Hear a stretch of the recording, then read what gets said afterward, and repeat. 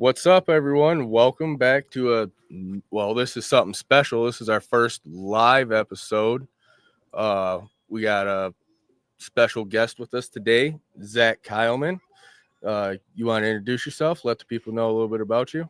Yeah, man. Hey, I do talk all league, but I gotta rep the folks hunting down over in Detroit, of course, and back out my way. But yeah, I'm the guy over at UFL Podcast, part of the duo with the ref, also on Around the UFL with the guys over at Pro Football Newsroom. Been covering this stuff for several years now, going back to the USFL. So been here all three seasons. Gonna get now for the year 4. So let's get at it, man. It's a great time to be in this fandom, by the way. I don't get to talk as much the Homer stuff because my colleague handles a lot of the Houston Roughnecks thing, so I gotta be a little more standoffish on trying to go overkill, but I am a diehard Panthers fan through and through, and we have an opportunity, gentlemen, to capitalize on what can be a prime season to build off what was last year.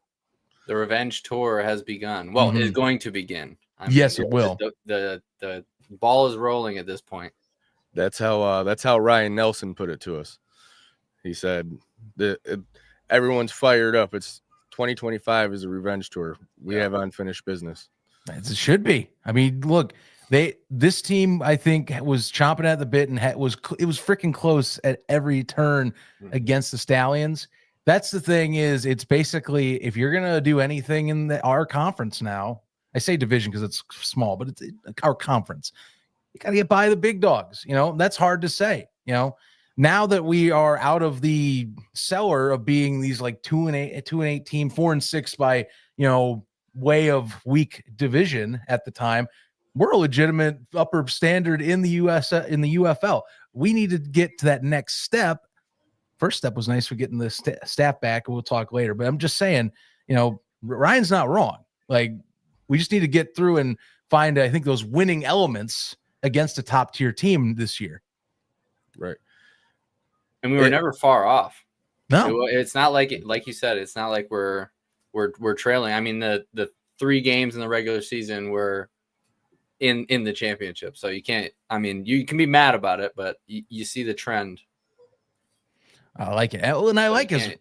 You can be mad about it, but I like it as well. The fact that we brought, like I said, bringing back most of our great crew as well as in coaching staff, but also excellent roster getting put together. I know we'll talk some of this stuff as well. And the fact that, QB room aside, we got arguably what many fans consider the top quarterback in our room back, as well as what I would say, if not a good second option that really at times was hot when he would get hot, just needed to be more consistently on par with what the offense needs.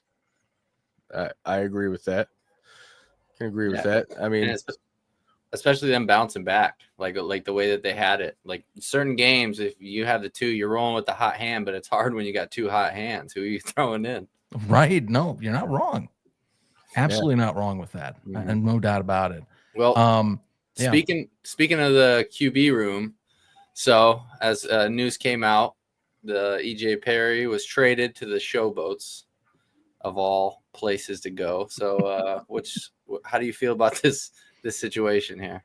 Well, I think one of the key parts of this, of course, I just go back to what we hinted at with the QB room. So you are having quite the crowded room. There's going to be 4 on roster at the point we all knew going into camp. There was going to be something that was going to have to give because of the fact that you bring on your draft pick in Rocky Lombardi coming in, and then you have to balance out, Danny Etling had some pretty solid production. I think, took his lumps last year, but also was kind of a guiding hand after Bryce Perkins went out and did a reasonable job at getting us to where we needed to be. Hot first half in our conference championship game, just couldn't finish the deal on the opposite side. So, you aren't seeing him move on, I think. And then it comes down to, EJ Perry, Perkins, and Lombardi. Lombardi versus Perry, I think, was going to be the bigger discussion because Perkins was showing tons of flash and tons of athletic brilliance when he was in, and fans love him. Any one of us in this fan base will tell you, we want to see him back to see what he does with a full season because we think he's the guy that's probably going to get that starting nod if you give him a full training camp in. So is it Perry or do you go with Lombardi for the development angle? And I think as much as I love what Perry did in the 2023 run to get us to our first playoff berth since, well, the 80s with the original run, I think he was just too inconsistent when he was in for the short time last year.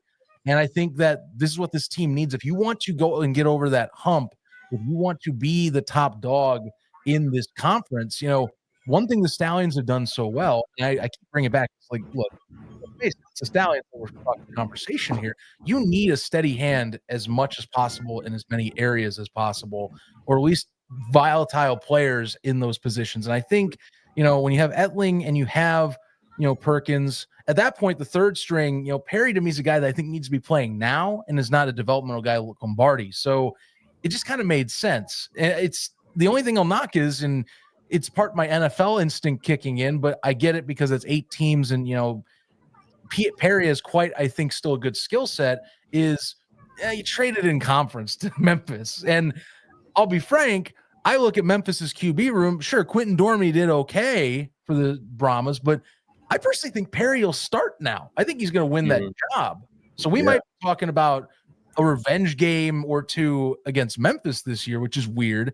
And it's also weird because I still kind of like EJ Perry. It's just the highs are really high and the lows are really low. So what happens when you put him with Ken Wisenhunt over in Memphis?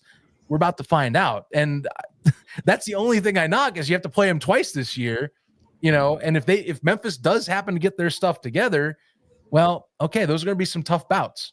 Oh yeah, especially they've done a lot of stuff defensively over there in Memphis too. Yes, they have. So yeah, it is one in the conference that, I look at the rest of the conference. I think you and I will say the same. I know my co-host will always be repping them forever, but Houston is still, to me, I need much more to see out of them. So really, it's to me, Memphis is the biggest chance of being a riser in this conference. Birmingham, even with the loss of Zach Potter, that roster got stacked before he left. It's not changing up. So for us, we need to, build on our own, but we also need to keep an eye out for whoever's really, I think, possibly having a chance to thrive. And the Showboats, I think, are doing a lot of good things too. Like I said, I like the roster construction, and now they got EJ over there, and I'm like, man, kind of solving some problems that I've been kind of eyeballing this offseason now. Right. Kind of keeping an ear to behind me here to see what's going on over there in Western Tennessee. They're definitely checking boxes over there.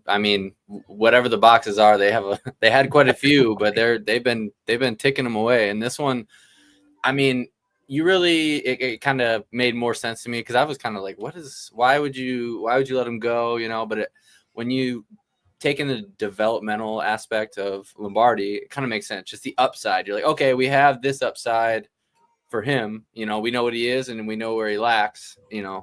Granted, like you brought up, it could be different when he gets over there and is around in a different environment. But here, it does make more sense to have the upside because if Rocky does work out, then this trade, it's a no-brainer because if Perkins stays healthy, obviously. Well, sure. And I think that's kind of also the wild card in this room is, you and me can only talk about Rocky Lombardi, the college player. We can't talk about Rocky Lombardi, the professional quarterback. And that's going to be something that in training camp, we'll find out real quick how much they really like him. Obviously, picking up and getting the deal done with your draft pick is a massive step forward. And I like seeing that with more draft picks kind of signing on more often if we're talking league-wide stuff. But for this case, we don't know what he'll be like in this setting. I don't know if it's going to be a crazy learning curve, but I think Lombardi's a guy that, you look at his college career, long-term tenure course at Michigan State up the way in East Lansing, goes to NIU, has some decent success at NIU over in the MAC program. And, that's just the thing is now, okay, he played as much and got as much college ball as he could. Now, what does he do with guys that are, borderline were NFL talents or guys that are looking to be that future NFL talent? And, we're going to find out really quick. And that's the thing. He's a wild card. And that's what stinks with draft picks in this space is there's a lot of potential. You just have to hope that potential lands is all, which is why, I put him as like the third string emergency QB right now, unless he comes out to camp and no one saw it coming, then we'll have some fascinating conversations because I would find it hard to see Danny Etling being that emergency QB role because I think he could be starting somewhere else in this league. Actually, could be in Houston, quite frankly. Any of the QBs on this roster, I feel like could go to the lower end of the spear on the league if they wanted, and probably bring some more success. So, yeah, tough crowd, but good QB room though. Still, right. I like it all the same either way. Yeah, I think our QB room's pretty stout. I'm really looking forward to it, and me and Jesse have said before, Bryce and Danny Etling, they're both more mobile quarterbacks that can get out of the pocket and extend plays, where Rocky's more boots on the ground and he's going to throw a long ball. You know, so I think he could mix up the offense and they could utilize him like that too. Yeah, but like Zach alluded to, you don't know professional Rocky. I mean, that might have just been. I mean, granted, he's been around the horn a bit, but you never know coming in. They may be able to push him out of the pocket a little bit, just scheme wise, and get him moving the same way. But I do see what you're saying. He's definitely not the same as Perkins and Lombardi. They're not the same athlete. Yeah. And again, things could change, but I feel like watching the spring scene, like the more years that go by and these leagues exist, it seems like, and I look at the Stallions too, and I just kind of see like what's worked as well, like those championships, or what's worked in the past with, like, say, the Houston Roughnecks of old in the 2020 season of the XFL. And honestly, having a quarterback that has some sort of athletic ability is such a boon for any offense to exist and thrive in this level. You know, I know that, you know, we've come a long way from 2022's offensive line play as a franchise. There's been a lot of great investment I feel like this team has done, drafting and also getting our quality up. Still is hard because it is spring football and linemen are a hot commodity no matter where you go in pro sports. Plus we're competing with the CFL, for being honest, too, with international stuff, which I think is a bigger market than even the NFL market. And that's saying something, but with the linemen, but I digress. You need to have some sort of mobility, because at some point, you know, you're going to have guys that will make the cut in spring, but, you know, they're going to get beat by some guys that will definitely should be in the NFL and will make the cut there. You know, it's good to have someone that can dodge a tackle or two. Otherwise, you need to have a quick trigger quarterback, which, you know, that's going to be something we'll see. Can Rocky Lombardi be that guy, since he doesn't have those legs?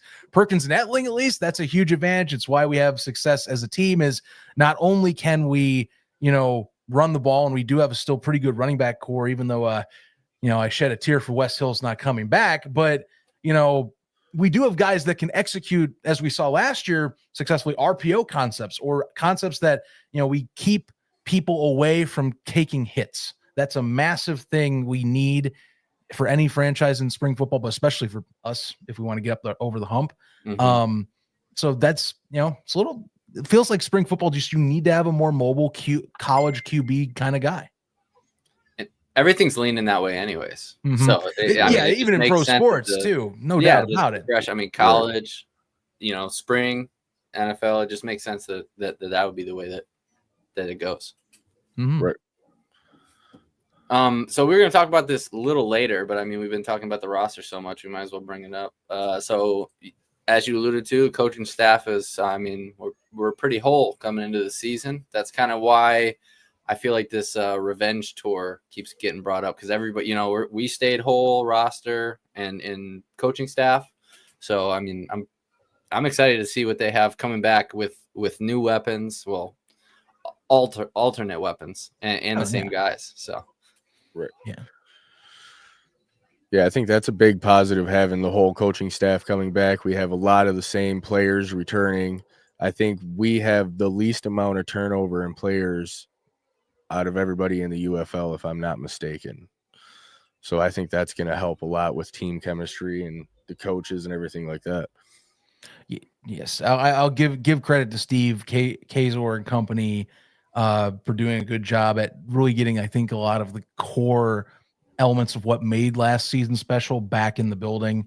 Because that's the thing, you know. I think you're only missing a few pieces to the whole puzzle to kind of get over where you need to get to if we want to be wherever this year's UFL championship game is. I know it's rumored DC way or possibly elsewhere, but the staff's done a great job. And I think it's good that, we've been able to, these guys, after they still should go look for opportunities, but if they want to come back, we brought back good quality people again.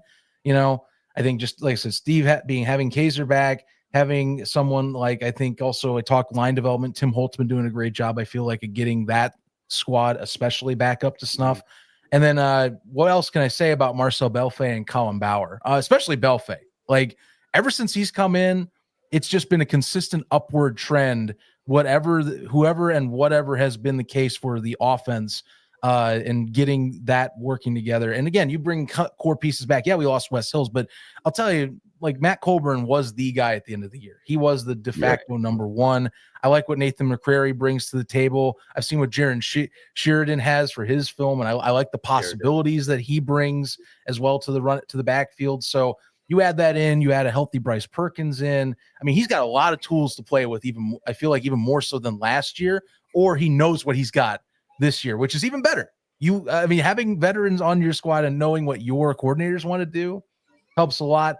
And then, I don't have much to say about Colin Bauer because that's been a consistent other side. So, defensively, Michigan has been, I think, the best on that side of the ball. We've just seen, I think we've seen leaps and bounds on the offensive side because of Belfay. And, hey, I'll take another year with him just consistently making that side of the ball more viable because, it's becoming more an offensive game anymore. Got to bring the points in. Right. Yeah, and like you said, when you were bringing up the protection, that's all OC.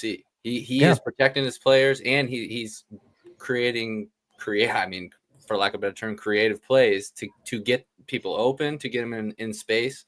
And I can't remember, we touched on it on the podcast, but Jaden, what did you say, Sheridan? Sheridan, actually. Yes. Sheridan. All right. I can't remember what the stat was, but there's some insane stat for him coming out of college for RPO, like distance runs. I can't remember what it was, but and then that really aligns perfectly with Marcel and the way that we've been running this team. Plus, if you have Perkins or whoever, Etling or whoever running the RPO in there, they're going to be able to execute there. So yeah, Marcel, that is keeping this big three was ideal.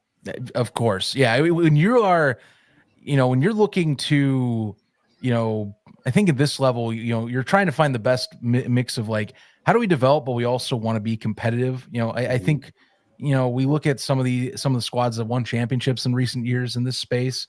And I think a lot of them just they lean more into let's be a competitive winning team. But, through that, we can also get eyeballs on the players that want to go to that next level. So like, I think that's what we've moved towards more so. That I think in like the beginning, like with the Jeff Fisher year we had, and I think in like the first year under, Mike Nolan, him getting his feet wet. Now it's about, okay, now we want to build the product. These guys, if we can keep getting and keep building winning teams, we can get more eyeballs and they can still go get their opportunities, of course, as we saw with multiple of these players on this roster. So I think that's just the next step is how do we get in and consistently build the culture that way, and keep that culture going, which has been a great job so far. And I think quite frankly, it's really now just about execution. Like, again, the roster's there. Now it's about, hey, how do we do the little things right? Like any championship team as well. Because like I said, Memphis is the wild card, but I think most people look at the USFL conference as basically Birmingham and Michigan as a more 2-horse race, unless something happens one way or another. So that's where we're at right now. Memphis is really the only one I look at as the other viable, could come as a riser type of thing. But now it's just about what winning culture teams do. Fine tuning and doing the little things right, like you said. Our targets are all set up. We literally just have to execute them, like you said. That's exactly. And again, like some of the tweaks, like we lost. You're right with the turnover. We've lost very few, but I think right back, you look at, like I said, you see some gains on the other side, or I think good ways to kind of counterbalance some of those losses. Like I said, I mentioned Colburn as well. But like things like I look at, if we're talking offense, like the receiving core, we did lose Terry Wright, but like I think that opens opportunities for guys that were kind of stepping into that spotlight even more so in like the second and third string. You know, I love what COC Mariner was doing at the end of the year, and I want to keep seeing his progress and his much more involved nature in the offense that we've been watching. You know, Samson Nakua, I think he has plenty of more potential if we get him more targets, and a healthy Marcus Smith is what I want for an entire year, or at least towards the back end. It was good to have him back for the playoffs, but I felt like we lost out on some potential to really cause damage just because injuries caught up to him so late. You know, we needed to have him in, and he's really that de facto number one. And I think if we can have him all year this year to complement some things, along with, you know, having a Cole Hicatini on the other side as well in the tight end space. I mean, we have a really good offensive setup here coming in. You know, I just health will be big there, but, you know, execution. And then again, if Perkins is the guy like we're assuming, and he takes us to that next half step, I mean, it writes itself for what I'm trying to point at. Right. Yeah. Michigan's going to be dangerous, and everybody needs to watch out. Absolutely. We came to hunt. We're coming to hunt. Hey, that's what I mean, that's the thing. It's hunting season, baby. Yep. Yes, sir. It's time to go. You know, I'm like I said, we were on that doorstep last year. Now let's finish the job. Now we got 50 days, and I am scratching every time. Every time I see that the day counter go down, it's like, oh my god. Yeah, I mean, it takes forever, but it's getting close. We got. I am thrilled. The season's right around the corner. I cannot freaking wait, man. Yeah. Yeah, and I'm actually going to be able to make it to like 6 games this year, maybe 7. Heck yeah. I'm planning on going to Memphis for the first game, family vacation, and we're going to hit the zoo. And then I got the season tickets for me and the family.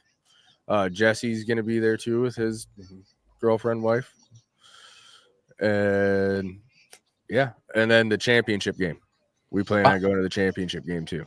My advice for for the Showboats game that you head out to kick things off, find Bill Alexander and the Yacht Club. They are some fun folks. I know it's a game against a divisional opponent or a conference opponent, but you know those people know how to party. I have a lot of respect for a lot of those folks out there. They are doing a great job, I think, of getting just like some really quality fan engagement out that way. Like the Yacht Club thing is really cool. And like I said, Bill, you know, maybe hit him up too. He actually, you know, that you see that collar t-shirt I wear on the shows I do.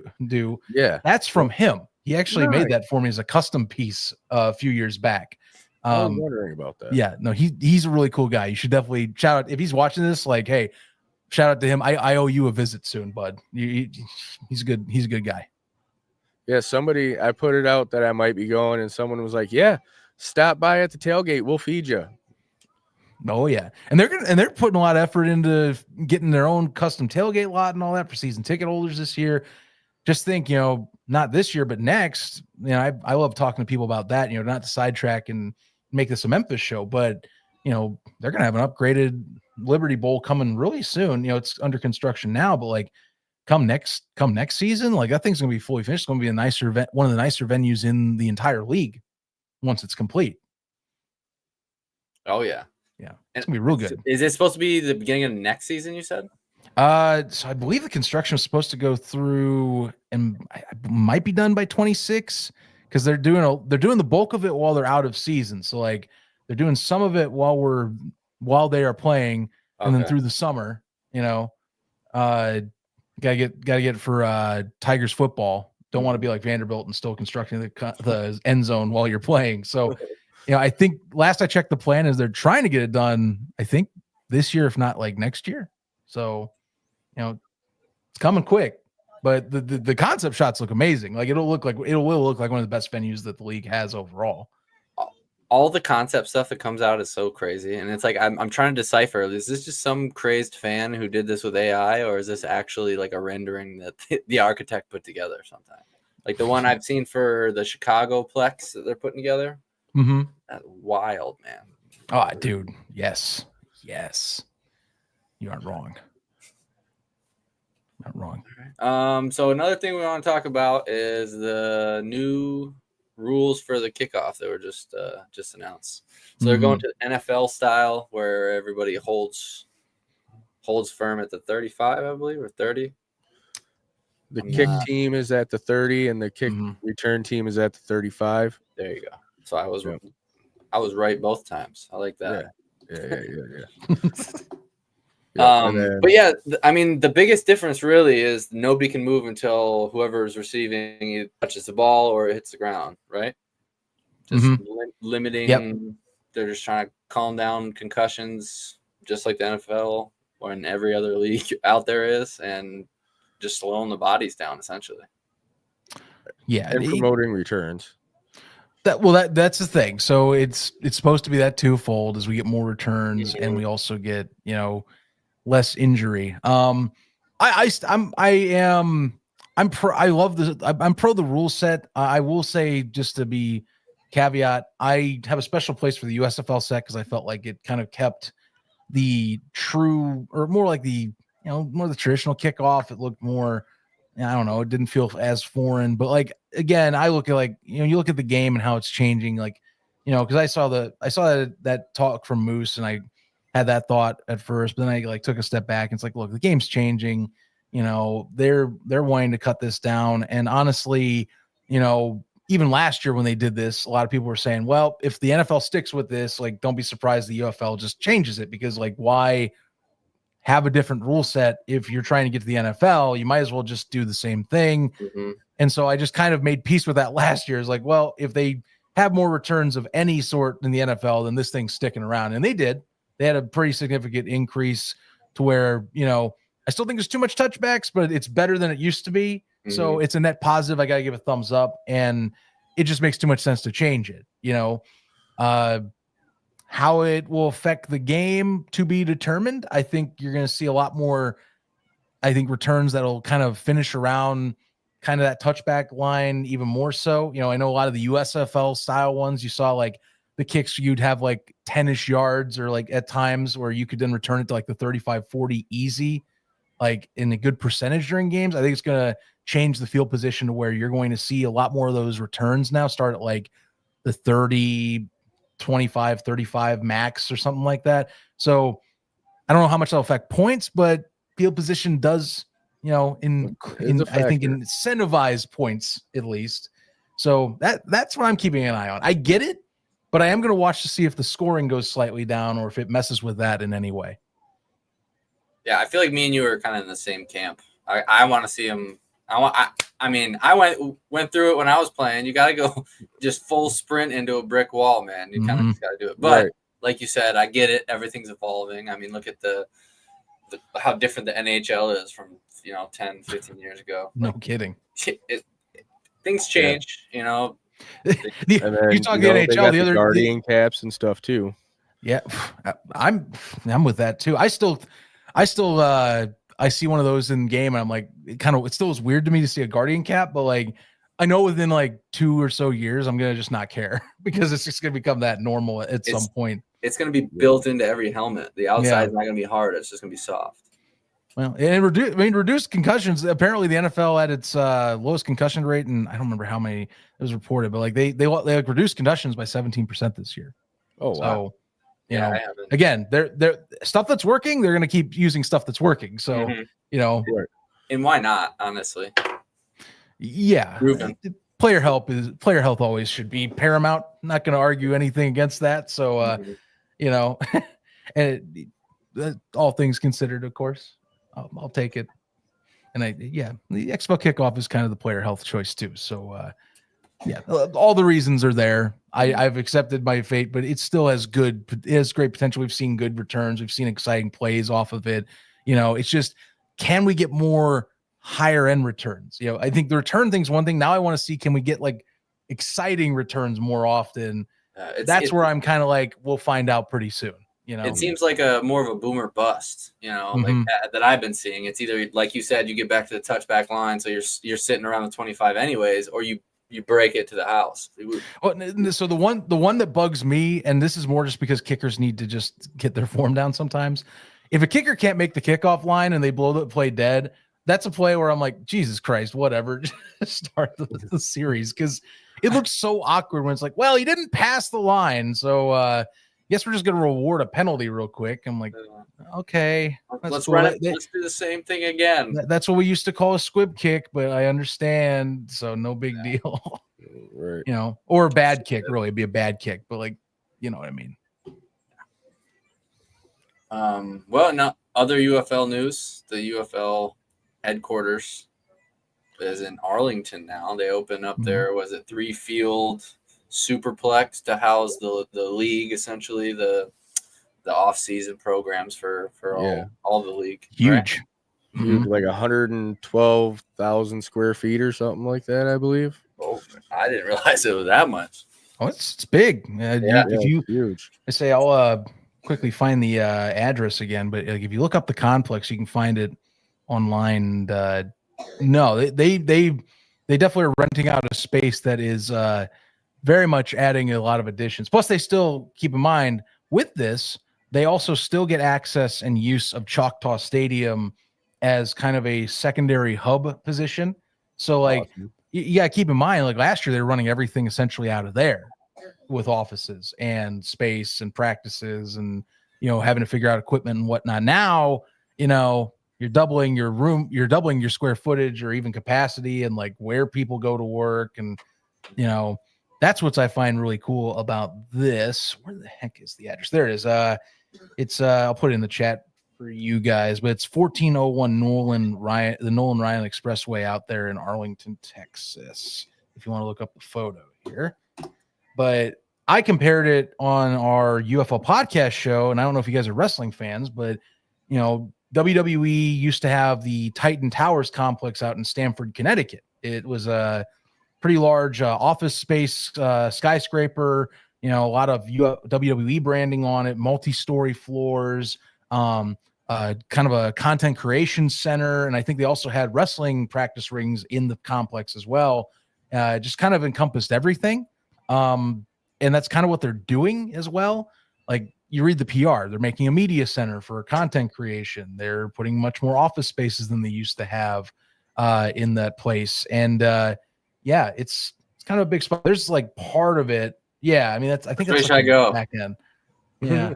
Maybe to the right, I think. To the right. I'm pretty sure it's that building. Cause yeah, it's kind of like a bow in a way. That's all we got. Yeah. If not, I'd put it into like images and you should see it, but that's pretty much the building. It's just the trees are blocking part of it. Which one? It's pretty big. Right here. Okay. Yeah, right there. See that bow on the circle? So that's the complex. Yep. All right. But yeah, I mean, they get all that space. It's a pretty impressive amount of spots. And again, a lot of real estate even. Yeah, and for some of the images you can see behind it, like it's in clear view of like the entire sports park of like, you know, Choctaw Stadium. I forget where the Rangers play now for theirs, but you can also see like AT&T in the background. You know, it's right in their backyard. So, you know, they get to do all the business operations in a pretty convenient spot. There's the image I was looking for. Yeah. Oh, yeah, that's pretty big. That's one of them. Mm-hmm. But no, it's a huge space for future growth. That was the big deal I took from it, you know, after kind of looking at the whole scope. Right. Because I heard like last year, like the equipment wasn't the same for all 8 teams. Like they like working out conditions or weight rooms or whatever. Mm-hmm. So now they'll have access to all the same equipment. And I'm going to imagine the top of the line equipment. They're not going to cheap out on their weight room or anything that they're going to have available there. Oh yeah. Little anecdote. I had 1 or 2 people I used to know that worked in the USFL's equipment department when they were when Michigan was a hub for one of those for season 2. People don't realize how much work goes into equipment management or any of the sort until you start asking about like those logistics. And considering that we're back to one hub again, but now you have to supply every week 4 home venues, some sort of stuff. We're talking yard markers. We're talking getting the jerseys, helmets, and gear over that way. We're talking any field equipment needed that's also extra as well. It's kind of a logistics challenge to do that. So the fact they'll have a dedicated department towards that now, not trying to just navigate and kind of operate willy-nilly. Like, again, it's a lot of future proofing. Like, it's kind of a cool complex for like future proofing what they want to do. Recommits to them saying like, we're going to be here for the long term instead of adding speculation in the short term. In year 2, they need to, Yes. Well, year 2 of the, United, but and now you're out of the merger. So there's no excuse about like, well, the merger, we waited till December. It's like, okay, well, now you got to be like running this like an efficient business more.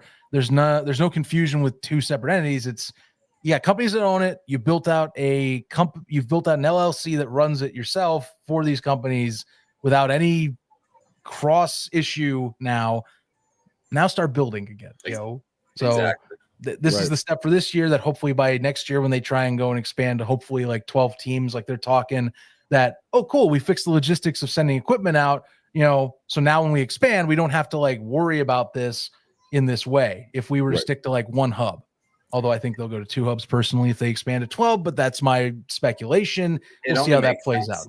Yeah. I kind of feel like this hub, the whole hub situation, wasn't the NBA was the first hub, right? When they did their game in the bubble. Off the top of my head, it's the one that I think really kind of kicked off that concept. Right. And I mean, obviously COVID sucked, but I feel like that idea, they were like, okay, this is a sustainable option. Like, how do we literally do this as not a precaution, but a running operation? Right. And actually thinking back, so that was something that Dwayne and Danny and company and Jerry Cardinale, when they started the XFL, that was like their first reference to like why they chose that hub system as well, along with the fact that the USFL also, I think, looked at it too, in even their first season when they kicked off and went, yeah, like, cool, this reduced cost. We can put things in operation here,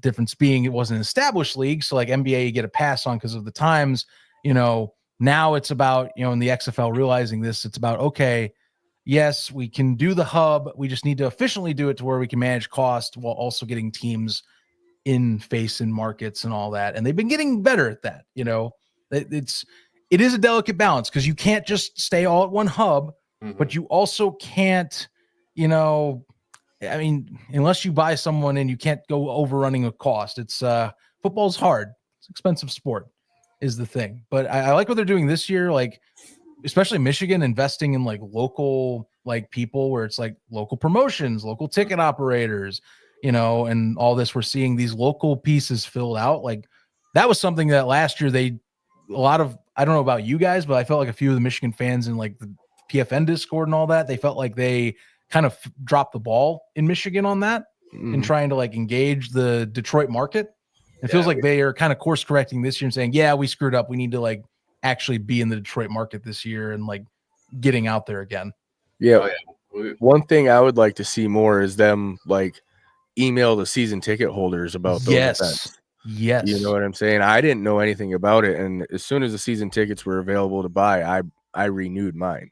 Well, they really should. Like, you can, once they get a subscriber for emails, just some of the work I've been doing with like trying to learn not only like football, but just the business of football, business of sports. Like, get a subscriber email, and then you basically, whatever tool you use to send out these company emails, like that's massive. Email marketing is still a huge thing, by the way. Like, I know we're in a social media world, but email is still like, it's not just a professional thing. Like those junk mails do get to people, and people do check these emails and they look at this stuff. It is an important tool, especially for sports like this, like a lot of minor league sports and all that. Like, and I know we are professional football, but we are in the minor league spectrum, I think, of trying to promote at times. Like, a lot of those teams do rely on those marketing tools. So, take advantage of them while you can, because that subscriber is going to look at that, even if they forget, it's going to consistently scroll through your email feed, junk or not, and you're going to see that and be reminded, oh yeah, they play this week. Oh yeah, the season's coming up. Oh cool, there's new merch on the shop. Like, stuff you don't think about. And, a lot of times people don't hunt down that unsubscribe button unless they're like on a mission to do so. Most people don't open them. They got thousands and thousands of emails, let alone unsubscribe. So just getting that notification, I think alone, you're like, get reminded about, oh yeah, that team, just keeping that in the loop. The UFL sends me an email if I forget something in my cart. But that's smart though. They want you to go back and buy. like I said, the Panthers should send out notifications to the season ticket holders and get, because those are your core fans. Your season ticket holders are your core fans. Absolutely. You want to engage with them as much as you can and build relationships with them as much as you can, so they go out and they spread the word to get more season ticket holders. Mm-hmm. Quite frankly, what I would like to do, and I know they built this into the UFL store, like main website. I kind of wish that, in maybe future years they'll get this better as they go and they're learning. I'd like to see the UFL like have dedicated landing pages and places for Michigan or Arlington, where it's like Panthers.com or like ArlingtonRenegades.com, because then you'll have people that are handling it where it's not just UFL people. You get a more personalized, like, oh, you're a Panthers employee in a way, like, yeah, the UFL contracts you, but you are focused solely on Michigan, or something. I think that's what will address some of those answers and questions you have, like Lauren and Jesse, is like, I think that they just need to keep moving that way, but it's going to be steps along that way. Like, they only do so much in one season, or like, what's our goals or what's our financial changes we need to make. And too, it does. And also, like, it doesn't help as well that, like, we're under a microscope because we have the most expensive venue in the league, so we gotta also keep that in mind. They're like, well, we'll commit this, but like, how overkill do we go here? I wonder if that's the reason why we don't have like a season ticket member club like DC has the Shields Up Club. Well, you saw they're starting that fan club for us, though. Yeah. Yes, so I did see that they put a poll out there for a name of the official fan club. We need it to be the Panther Pride. I am all for Panther Pride. We need it. But somebody did bring up, apparently a group of Panthers is called a Claw. So that's pretty cool, but I don't like the name. Yeah. It's okay, but I'm not the big fan of it. It makes me think of that wrestling movie that came out a couple years ago. The Iron Claw. Yeah. Iron Claw. Watched that on a flight last year. It was pretty good. Yeah, it's just a movie. Random thing. But Claw sounds almost like a reject of like what Pablo was going to be named. I forget what the name of Slishings were besides Pablo, but I just find it funny that Pablo won out still. Pablo's awesome. He is great. Yeah, Pablo is awesome. Actually, one of the guys I went to school with, one of my buddies, he was Pablo. Oh, you freaking serious? Yeah, he was Pablo. Oh, that's funny. Pretty funny. That's funny. It's lots of time in that costume. Might be spending more, honestly, once this club gets going, because depending on, like I said, again, they invested and got local people to help run local operations in a way. So, like, you starting a fan club like that, you better start, like you're talking, Lauren, like, better start posting out when you're going to be in the community more often, because that's that issue. What's the point of a fan club if you're going to not do that as well? Exactly. So, yeah, I feel like that's kind of a byproduct of the hub. I mean, a negative byproduct, unfortunately, but yeah, they're kind of just disassociated with the communities that they're in. Yeah, which we've touched on that even when we were talking to Horns Forward, I think. Yep. That's what I mean, shoot, you go out, you got Jesse, are you on PFN with us too? I forget. I know Lauren. He just got in there not too long ago. I sent him an invite. Okay, yeah. Well, I mean, if you even see today, like we got our shout out to James Baker out in Arlington, but like, even in their own backyard, some things are not being done properly that should be done properly in these markets, and I think that's growing pains. It sucks that it's growing pains right now, but like, that's something I think the louder we keep talking about it, the more they got to go, yeah, we need to keep doing this. We just got to get it done. Squeaky wheel gets the grease, man. Mm-hmm. Exactly. Yeah. And I was trying to put something together to get the Panthers involved. I talked to a ticketing agent, and he lives maybe 50 minutes north of me in Huron County. And he said he really liked my ideas. He was going to take him to marketing and everything like that and get back with me. And he said if he needed to make an appearance for anything, he would. So, like, there's people out there, like you said, that are local in the local markets now that want to do things like that. And we're trying to figure it out. And I just want to get more people involved. Like, I'm trying to get a bus trip to go to a game. That'd be great. Like 50 people. Yeah. And I can't believe how hard it is to try to get 50 people to want to go to a football game. Like, dude, I can't get my for under $100, and you take a coach bus there and back. You're riding like one of the players, man. Mm-hmm. You would think that there's not as much struggle, but like it's it's a challenge, and I think maybe I'm wrong, but like, I think with just, still niche to a degree is spring football, but like, Right. I think even with Detroit with mixed results in sports market, it's getting better, of course. Like I think the Tigers definitely are showing that things are turning around a little bit from what I've seen. It's becoming a more competitive market as well. Right. The years of the Lions being an opportunistic team to kind of spring that up is not there anymore. Right. I mean, the only one I can think off the top of my head that really fits that category, and I'm a Chicago sports fan, for God's sake, so I have everything that's just kind of down in the dumps right now, is really the Pistons. But like, you can go and find something else easy if you don't want to watch a Pistons game these days. So yeah, you got options. But it's just competitive, it's got to be getting better at that stuff. It's a good time to be a Detroit sports fan, that's for sure. For you guys, it definitely is. Yeah, and even for me, I'll take it. In a way, I am also a Detroit sports fan. There you go. So we got two more that we want to touch on. So we've had quite a few defensive signings. Like we've kind of touched on it, keeping people, but shoring up the defense. So I mean, most notably, we've talked about it, but Breland Speaks and Frank Ginda. So them coming back is really, I mean, really those are huge. Some weapons on there. So kind of wanted to touch on them, and then I think both leaders of the defense, big leaders of the defense, big names on the defense. Took forever. What, you were waiting for me? I took forever? No. I was saying they took forever to sign.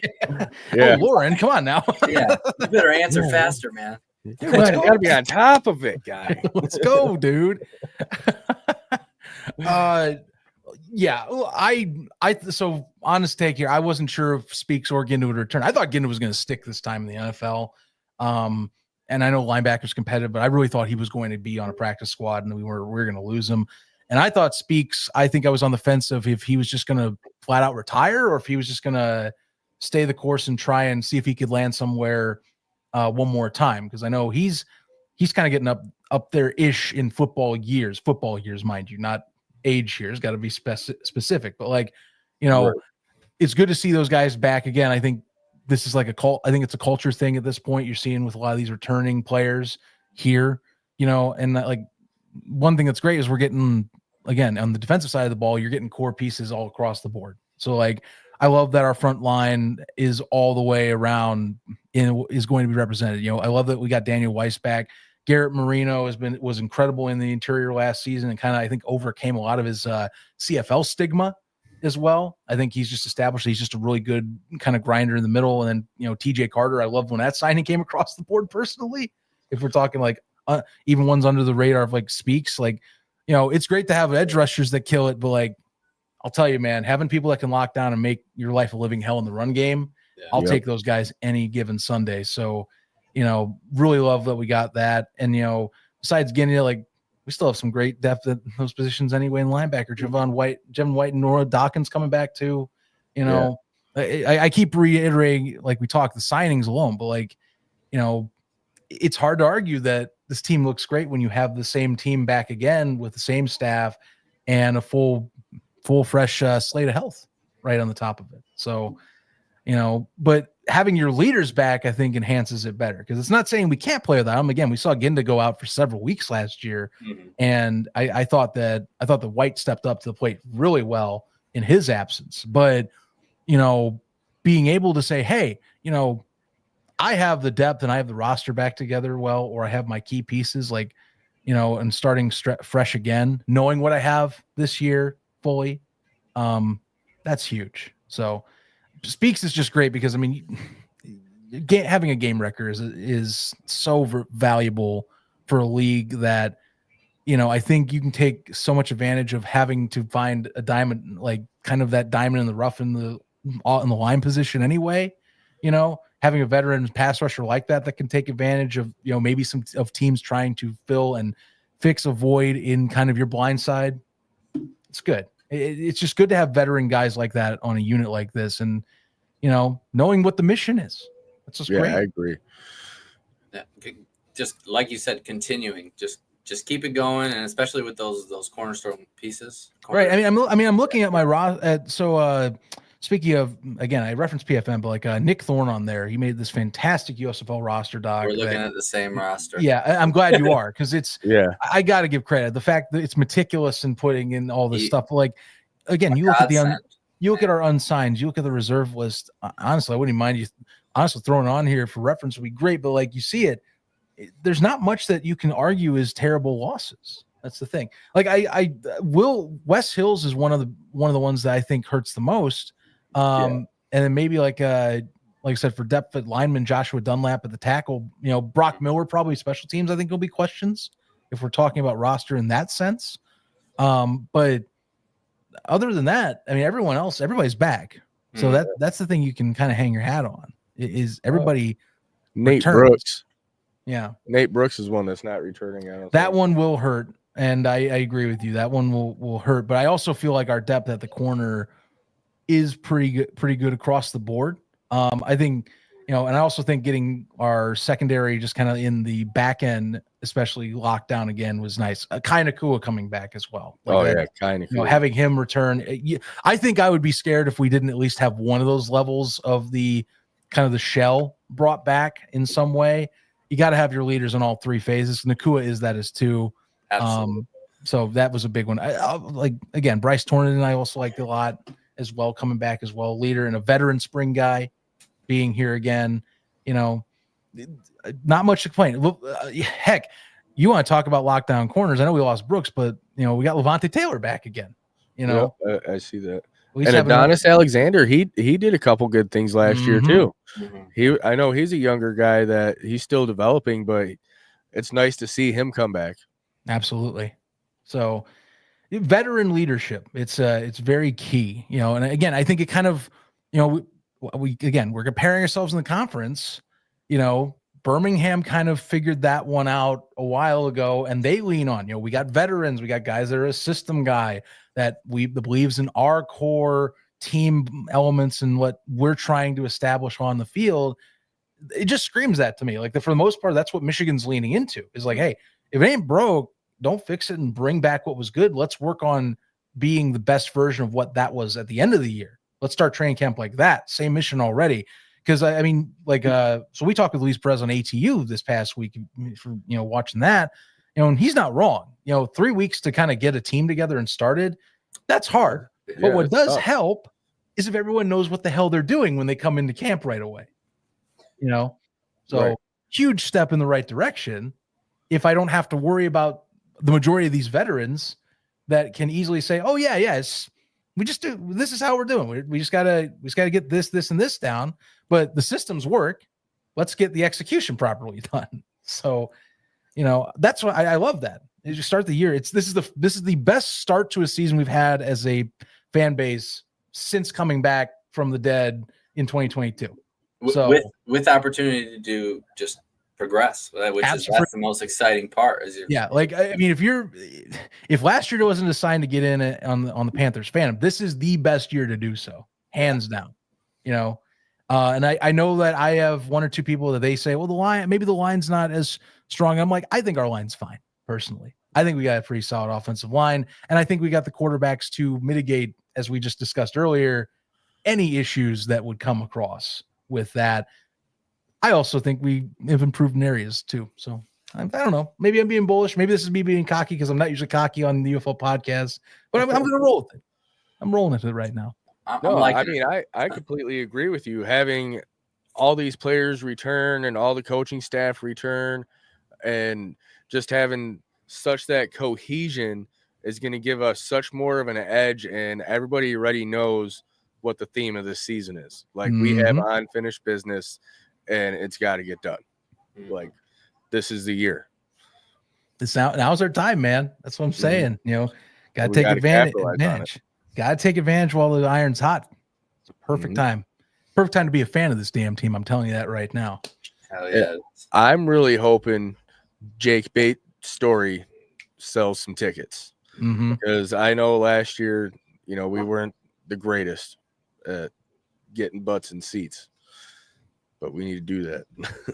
I hope that does too. And quite frankly, and I know, he did help a lot, I think, with some of the off-season promotion, but I really hope to God they are in his ear right now and be like, look, you're like one of our bona fide stars that's come out of the league. We should be leaning into you anytime we can. And you know, I know damn well, and you guys know damn well, one of these games, he will be a special guest. He will be at this game, and he will be kind of like the guest of honor, leading different festivities around Ford Field. No doubt about it. They are going to have a game like that. Maybe it might be the first home game just to kick things off. Honestly, could see that playing out right now like that. I was thinking maybe the themed game that was the fan appreciation game, which I'm thinking might be the last game of the season. That would make sense. Or it might be. It could be it too. It could be at the beginning of the season when they kick off the season, off their home games. So, because I don't think that's something that a lot of like the Michigan team hasn't promoted a lot either, was what games are going to be the themed games. I know some teams have put that out, like what games are going to be themed or whatever like that, the schedule for that. Yeah, I don't, off the top of my head, I think they had posted, but I'm not 100%. I know when we were talking about this, when they dropped them, I know Arlington was the only one that really didn't like specify. Can I go back to that squad's need to probably better engage fans? But Michigan did drop theirs. I just need to find it again really quick. Where did you go? There it is. Yeah, here we go. It's no specific dates like you're talking, but they got the Panthers opening kickoff. So I think that's a prime real estate to have him back if it's just opening kickoff night is the theme. Throwback night. So Bobby Hebert, you going to stop in the building, please? Kids Day with the Panthers. Hats off to heroes, and then fan appreciation. Right. So I was thinking the fan appreciation will probably definitely be the last home game. Yeah, so it's going to be in that order. Yeah. It'd be cool to see Bobby Hebert at the throwback game if he shows up. Quite frankly, I still hold out that we'll see more leaning into the throwback elements. I know the Panthers jerseys haven't changed much, but like would be kind of nice to see like the font like a little different from like to kind of look more old school or something like that. So I don't know. Or my personal favorite would be somehow get the old Panther logo, kind of really seal the deal. The new one's fantastic, but like the older one's more like rounded and a little stretched out. Total 80s nostalgia inside of it. All it is a sticker. You already have the painted shell. You might as well just change the sticker and roll with it. So for one game, lean into it for a game. I would love to see that. Because they're already hinting that the Showboats are going to have an alternative sort of setup in some way. So can't be too hard for Michigan to get at least a little bit different. Even the helmet, just the helmet alone, I'd take that. All right. Well, I think that's probably a good stopping point. We're almost at an hour. Yeah. Nice. That went quick. We're usually about a half hour, maybe picking up. I didn't know how long you've been here. Just let the good times roll. Yeah. Right. Yeah. As long as the conversation's flowing. Yeah, exactly. But I mean, we've hit really everything that I wanted to touch on. You got anything else, Lauren? Question for Zach: if you would to say Michigan had a rival, who would you say it is? Because we already have ours locked in. I wish that this brand was back, but I get why it's not. The original rival to me, I don't know. I felt the Gamblers were personally. But I think actually, no, I lied. Not the Gamblers. I'm reiterating back to old school history. It really was the Stars, if we're being honest. We're talking back to the old 1983 season, and the fact that, remember, the Panthers turned into the Oakland Invaders, and they played a championship game against each other as well in following seasons. So that would have been my pick. If I'm picking right now,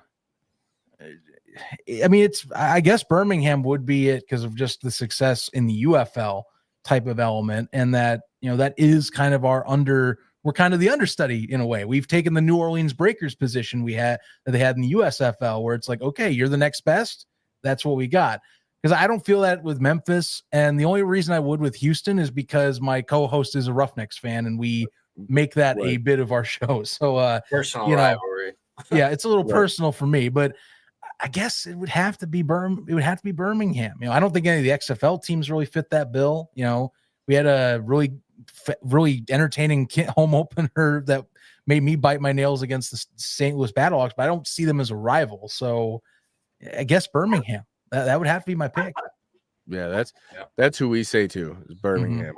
If you're looking to knock someone off the pedestal, that's the choice I give you. So yeah, I mean they're in our conference. We have to face them 2 times a year every year.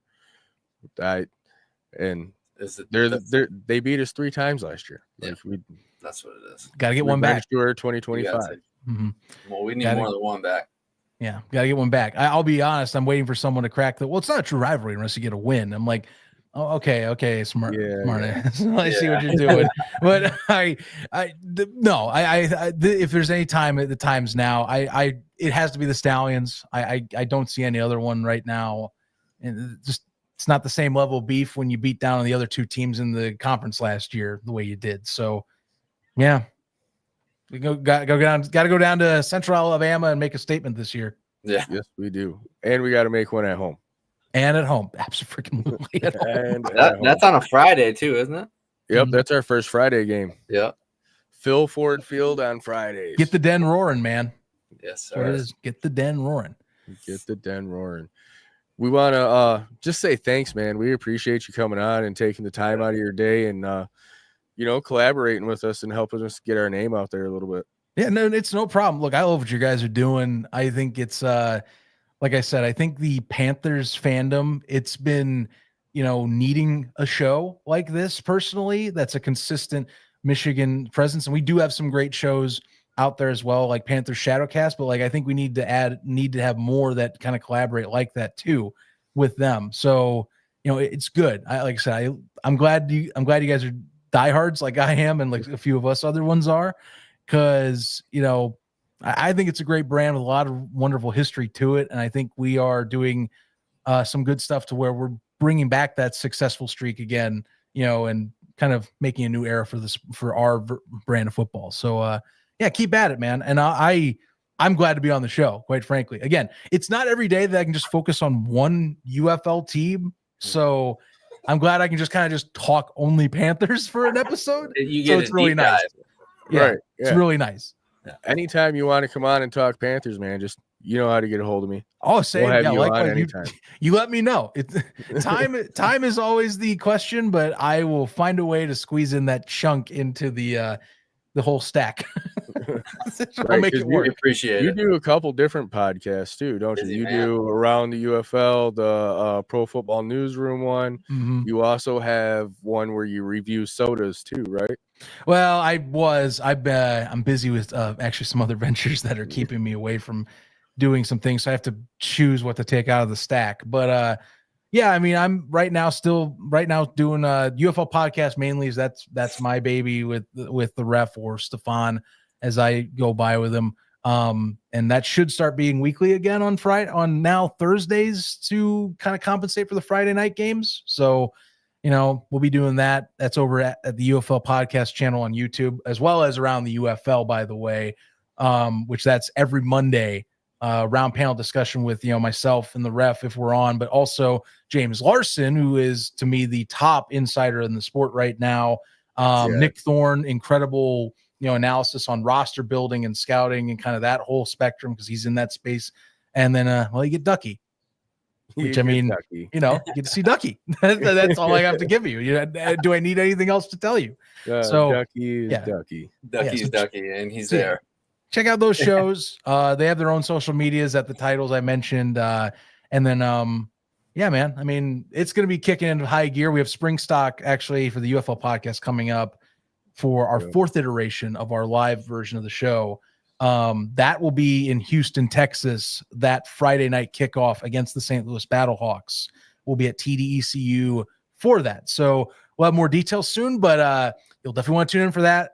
Spring stock is always a freaking blast. I love doing the live shows just because, I never get it's one thing to do it here, but I'll tell you, podcasting is twice as fun when you get to see your co-host in person. So, it just adds on to it if you have great chemistry. So I'm looking forward to it. 4th iteration too. It's nuts to think about that as well. Well, we won't be at spring stock, but we'll see you at summer stock. Yes, you'll see me there too, and hopefully, barring any scheduling issue, I hope to see you guys at one of those 5 home games. Best I can. I am going to try my damnedest to get the one because I do like Ford Field and I like going out there. So yeah. One thing I'm in Arizona something now, up before or after the game where we can like go get something to eat or something like that and hang out and actually like get to know each other. You know what I'm saying? Heck yeah, man. But yeah, I think we're gonna wrap it up for today. Sure. You got anything, Jesse? No, I'm good. Like you said, thanks for coming on, Zach. It was a good conversation. I can't wait. We're gonna drag you back on soon. Did you drag me? No, what'll happen is you'll open that door in the DMs and I'll be like, all right, let's do this. Like I'm actually standing in front of the doorway and was ready to go the whole time. Yeah, I've been waiting for you. Jeez, it took you long enough. All right, let's get on this episode. It took till episode 11 to get me on. Jeez, guys, dude? We're already 3 wins into the season. Let's talk football. So, but all right, guys, like we say all the time, follow us on all the socials. You know, we're on X, Facebook, YouTube, Instagram. We're everywhere. Everything's at My Panther Pride. Like I said, thanks, Zach, for coming on. Jesse, it's been good today. And as always, Panther fans, let's hunt. Let's hunt.